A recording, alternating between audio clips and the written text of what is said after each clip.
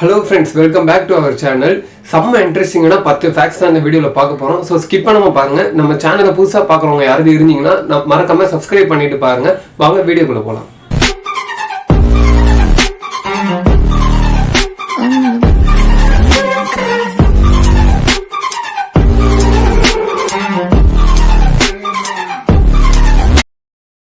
Fact number 1. ஆக்சுவலா வேர்ல்டோட population எவ்வளவு இருக்கும்னு நினைக்கிறீங்க? ஒரு அப்ராக்சிமேட்டா ஒரு 7-8 பில்லியன் வச்சுப்போமா? அவ்வளோ பேர் நம்ம ஒரே ஒரு ஊர்ல நம்ம வந்து அடக்கி வைக்க முடியும். அது எப்படி, எந்த ஊர் அப்படின்னு வந்து பாத்தீங்கன்னா லாஸ் ஏஞ்சல்ஸ் அப்படின்ற அந்த ஒரு இடம். அந்த இடத்துக்கு அந்த இடம் எங்க இருக்குன்னா கலிபோர்னியா பக்கத்துல தான் அந்த இடம் இருக்கு. நிறைய பேருக்கு தெரிஞ்சிருக்கும். அது எப்படி அவ்வளவு பேரை நிக்க வைக்க முடியும்னா ஷோல்டர் டு ஷோல்டர், அதாவது பக்கத்துல ஒட்டி எல்லாரும் நிக்க வச்சா நம்ம அவ்வளோ பேரை நம்ம வந்து நிக்க வச்சிட முடியும். வேர்ல்டோட பாப்புலேஷனை மொத்த பேருமே இங்க அடைக்கிற முடியும் அப்படின்னு சொல்றாங்க. இது உண்மையா இருக்குமோ பொய்யா இருக்குமோ நீங்க என்ன நினைக்கிறீங்க? மறக்காம கமெண்ட் செக்ஷன்ல கமெண்ட் பண்ணுங்க. தெரிஞ்ச வரைக்கும் பக்கத்து நின்னா கண்டிப்பா கவர் பண்ண முடியும் தான் நினைக்கிறேன். ஏன்னா அவங்க சொல்றாங்க. அது மட்டும் இல்லாம அந்த ஊரோட அளவும் அவ்வளவு பெருசா தான் இருக்கு. நீங்க வேணா செக் பண்ணி பாருங்க. Fact number 2. வேர்ல்டோட, அதாவது நிறைய பேர் வந்து யூடியூப்ல பார்த்துருப்பீங்க. நிறைய பேர் இந்த மாதிரி வந்து பாத்தீங்கன்னா இந்த ஃபன் பண்றதுக்காக வந்து பாத்தீங்கன்னா அந்த ஒரு ஏதோ சிப்ஸ் மாதிரி ஒன்று இருக்கும். அதை சாப்பிட்டா அவ்வளோ காரமா இருக்கும், கண்ணு தண்ணி வரும், தும்பல் வரும், அந்த அளவுக்கு சொல்லுவாங்க. அவ்வளோ எக்ஸ்ட்ரீமா இருக்கும், காரமா இருக்கும் அப்படின்னு சொல்லுவாங்க. அதுதான் நம்மளுக்கு தெரிஞ்சு அவ்வளோ எக்ஸ்ட்ரீமான அந்த ஒரு இது நம்ம நினைச்சிட்டு இருப்போம், காரம் அப்படின்னு நம்ம நினைச்சிட்டு இருப்போம். ஆனால் அது கிடையாது. அதை விட வேற லெவல்ல வந்து பாத்தீங்கன்னா ஒரு சரியான காரமான ஒரு பெப்பர் ஒன்று இருக்கு. ஓகேங்களா? அந்த பெப்பரோட பேர் வந்து பாத்தீங்கன்னா ஹாட்டஸ்ட் சில்லி பெப்பர் அப்படின்னு சொல்லுவாங்க. அந்த பெப்பரை நம்ம சாப்பிட்டா, அதாவது சாப்பிட்டான்றதை விட ஒருத்தர் சாப்பிட்டு ஒரு டிப்பு, அதை நாக்குல ஒரு சின்ன ஒரு இது வச்சிருக்காரு. சும்மா டேஸ்ட் பண்ற மாதிரி சும்மா ஒரு டிப்பு வச்சு பார்த்திருக்காரு.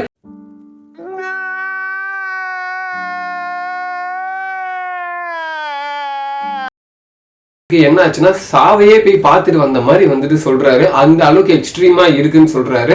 ஓகேங்களா? அவரோட பேர் வந்து பாத்தீங்கன்னா மைக் ஸ்மித். ஓகேங்களா? அது நாக்குல வச்சு பார்த்தவரு. இது வச்சு பார்க்கணுங்களா? ஏன்னா வந்துட்டு அவ்வளவு சாவையே பார்த்துட்டு வந்துட்டாரு மனுஷன். ஓகேங்களா? இது எதுக்காக பயன்படுத்துவாங்க அப்படின்னு வந்து பாத்தீங்கன்னா மெடிக்கல் ட்ரீட்மெண்ட்டுக்கு, அனஸ்தீஷியா கொடுக்கறதுக்காக. அதாவது வந்து பாத்தீங்கன்னா இப்ப நம்ம ஒருத்தருக்கு ஆபரேஷன் பண்ணணும் அப்படின்னா டாக்டர் அந்த இடத்த வந்து மருந்து போடுறதுக்காக அவங்க ஏதோ ஒரு இன்ஜெக்ஷன் மாதிரி செலுத்துவாங்க. ஸோ அந்த மாதிரி விஷயத்துக்காக தான் வந்து பாத்தீங்கன்னா இந்த மெடிசன் வந்து யூஸ் பண்ற, அந்த பெப்பர் வந்து யூஸ் பண்றதா சொல்றாங்க. யாராவது ட்ரை பண்ணணும்னு நினைக்கிறவங்களா இருந்தீங்கன்னா மறக்காம கமெண்ட் செக்ஷன்ல கமெண்ட் பண்ணுங்க. நம்ம எக்ஸ்போர்ட் பண்ணியாவது இங்க எடுத்துட்டு வரதுக்கு நம்ம ட்ரை பண்ணுவோம். ஃபேக்ட் 3 என்னன்னு பார்க்கலாம். ஃபேக்ட் 3 வந்து பாத்தீங்கன்னா டென்ஸ்லி பாப்புலேட்டட் ஐலாண்ட். டென்ஸ்லினா இருட்டு. ஓகேங்களா? ஐலாண்ட், ஆக்சுவலா அந்த ஐலாண்ட் எங்க இருக்கு அப்படின்னு வந்து பாத்தீங்கன்னா கொலம்பியா பக்கத்துல தான் அந்த ஐலாண்ட் இருக்கு. அந்த ஐலாண்ட்ல அப்படி என்ன பெரிய விஷயம் அப்படி இருக்குன்னு வந்து பாத்தீங்கன்னா, அந்த ஐலாண்ட்ல வந்து பாத்தீங்கன்னா ஒரு சின்ன ஐலாண்டு தான். ஓகேங்களா? ரொம்பவே சின்ன ஐலாண்டு தான். அந்த ஐலாண்ட்ல வந்துட்டு இருட்டு, அதாவது வெளிச்சமே வராதான், அதாவது இருட்டா மட்டும்தான் இருக்குமா. இப்ப நிறைய பேர் வந்து பார்த்திருப்பீங்க, ஒரு இந்த காஞ்சிபுரம் போற சைடு இல்லைன்னா ஃபாரின் மூவிஸ்ல கூட பார்த்திருப்பீங்க. நம்ம கார்ல போயிட்டே இருப்பாங்க, தூரத்துல லெஃப்ட் ரைட்டு ரெண்டுத்தையும் வந்து பாத்தீங்கன்னா கவர் பண்ண மாதிரி நிறைய மரம் இருக்கும். ஆனா தூரத்துல இருந்து பார்க்கும்போது ஏதோ ஒரு குகைக்குள்ள போற மாதிரி தான் இருக்கும். ஆனா உள்ள போக போக வெளிச்சம் இருக்கும். அவ்வளோ அப்படி ஏன்டா தூரத்துல இருந்து பார்க்கும்போது அவ்வளோ அப்படி இருக்குன்னு நினைச்சீங்கன்னா அது எல்லாமே கவர் பண்ணியிருக்கு. வெளிச்சம் நம்மளுக்கு தூரத்துல இருந்து பார்த்தா தெரியாது. ஆனா இந்த ஐலாண்ட்ல வந்து பாத்தீங்கன்னா அவ்வளோ வந்து பாத்தீங்கன்னா ட்ரீஸ், அவ்வளோ பெரிய பெரிய மரமும் இருக்கு. ஆனா வெளிச்சமும் உள்ள வராதான். ஓகேங்களா? அப்படி இந்த இடத்துல யார் யார் வாழ்றாங்கன்னு வந்து பாத்தீங்கன்னா 500 பேர் வாழ்ந்துட்டு இருக்காங்க அந்த ஐலாண்ட்ல. அது மட்டும் இல்லாம எவ்வளவு வீடு இருக்குன்னா 185 வீடு இருக்கு இந்த ஐலாண்ட்ல. ஓகேங்களா?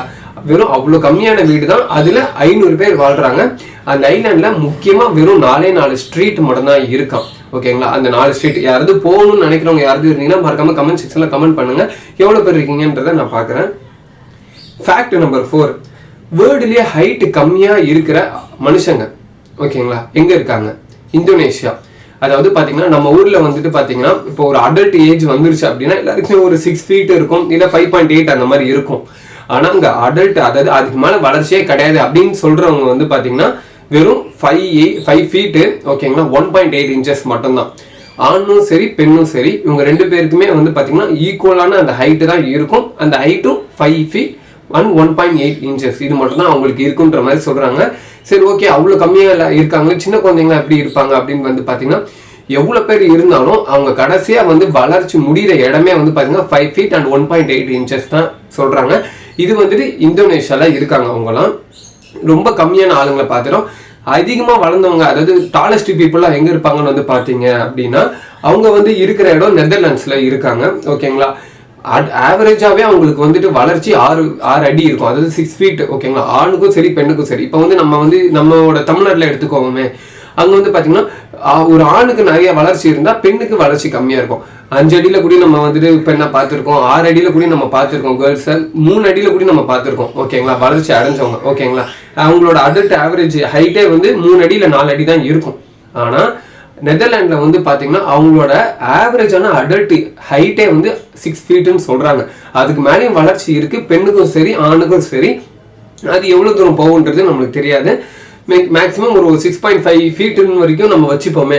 ஆனா எல்லாருக்குமே ஆவரேஜா வளர வேண்டியவங்க ஹைட் வந்து பாத்தீங்கன்னா 6 feetன்றத சொல்றாங்க. ஓகேங்களா. இந்த இடம் வந்து நெதர்லாண்ட்ல இருக்கு. யாராவது போய் பார்க்கணும்னா போய் பாருங்க. ஃபேக்ட் நம்பர் 5 பார்ப்போம். வேர்ல்டுலயே அதிகமா இருக்கிற ஒரு, இப்போ வந்து பாத்தீங்கன்னா வேர்ல்டுலயே அதிகமா வந்துட்டு சவுண்டே வந்துட்டு வராத இடம் ஒண்ணு இருக்கும். ஓகேங்களா. இப்போ உதாரணத்துக்கு வந்து பாத்தீங்கன்னா வேர்ல்டு இப்போ ஒரு ரூம் இருக்குன்னு வச்சுக்கோங்களேன், அந்த ரூம்ல வந்துட்டு சுத்தமா எந்த ஒரு நாய்ஸும் வராது. ஓகேங்களா. அந்த மாதிரி வந்துட்டு எந்த ஒரு ஊர் இருக்கு, எந்த ஒரு இடம் இருக்குன்னு வந்து பாத்தீங்கன்னா யூஎஸோட மைக்ரோசாஃப்ட், ஓகேங்களா, ஹெட் குவார்ட்டர்ஸ்ல தான் அந்த இடம் இருக்கு. நிறைய பேருக்கு தெரிஞ்சிருக்கும், நிறைய பேர் விசிட்டும் பண்ணி பார்த்துருப்பீங்க. தெரியாதவங்களுக்கு நான் சொல்றேன், அந்த மைக்ரோசாஃப்ட் அந்த ஹெட் குவார்ட்டர்ஸ்ல அந்த ஒரு ரூம் ஒன்று இருக்கான். அந்த ரூம்ல வந்து பாத்தீங்கன்னா அவங்க வந்துட்டு பேக்ரவுண்ட் நாய்ஸா அந்த ரூம்ல வந்து வச்சிருக்கிறதே வந்து 20 decibel தானா. அப்படி 20 decibelனா சராசரியான மனுஷனுக்கு அவங்களோட இயர்பீஸ்ல இருக்க வேண்டிய டெசிபிள் வந்து பாத்தீங்கன்னா 85 decibel. அந்த அளவுக்கு தான் இருக்கும். அப்பதான் வந்துட்டு மற்றவங்க பேசினாலும் சரி, ஏதாவது மியூசிக் கேட்டாலும் அப்பதான் நம்மளால கேட்க முடியும். ஆனா அந்த ரூமோட வெளியே இருக்கிற அந்த பேக்ரவுண்ட் நாய்ஸ் வந்து பாத்தீங்கன்னா வெறும் 20 decibel தானா. அதுவே அவங்களுக்கு அவ்வளோ லவுடா கேட்குமா. அது மட்டும் இல்லாம நம்ம மூச்சு விடுற சவுண்ட் இருக்கு பாத்தீங்கன்னா, அதுவே வந்துட்டு அவ்வளோ பயங்கரமா கேட்குமா அந்த ரூம்ல இருக்கும் போது. அந்த சவுண்ட் வந்து நம்மளே பயப்பட வைக்கிற மாதிரி இருக்கும் அப்படிங்கிறதையும் சொல்றாங்க. அந்த ரூமுக்கு போயிட்டு வந்தவர் சொல்றாரு. அந்த ரூமுக்கு போயிட்டு வந்தவர் யாருன்னு வந்து பாத்தீங்கன்னா ஹுன்ராஜ் கோபால் அப்படின்றவர். அவர் யாருன்னு வந்து பாத்தீங்கன்னா மைக்ரோசாஃப்டோட ஸ்பீச் அண்ட் ஹியரிங் சயின்டிஸ்ட் அப்படின்னு சொல்றாரு. அவர் தான் இந்த ரிப்போர்ட்டையும் வந்து கொடுத்திருக்காரு. யாராச்சும் போய் பார்க்கணும்னு இருக்கீங்கன்னா மறக்காம கமெண்ட் செக்ஷன்ல கமெண்ட் பண்ணுங்க. மறக்காம போய் பாருங்க. அந்த மாதிரி இடம்லாம் போக வேண்டிய இடம் தான், மறக்காம போய் பாருங்க. ஃபேக்ட் நம்பர் 6 பார்ப்போம். ஃபேக்ட் நம்பர் 6ல வந்துட்டு இப்போ வந்து பாத்தீங்கன்னா நம்ம ஊர்ல வந்து பாத்தீங்கன்னா இப்போ நம்ம தமிழ்நாட்டை எடுத்துப்போம்.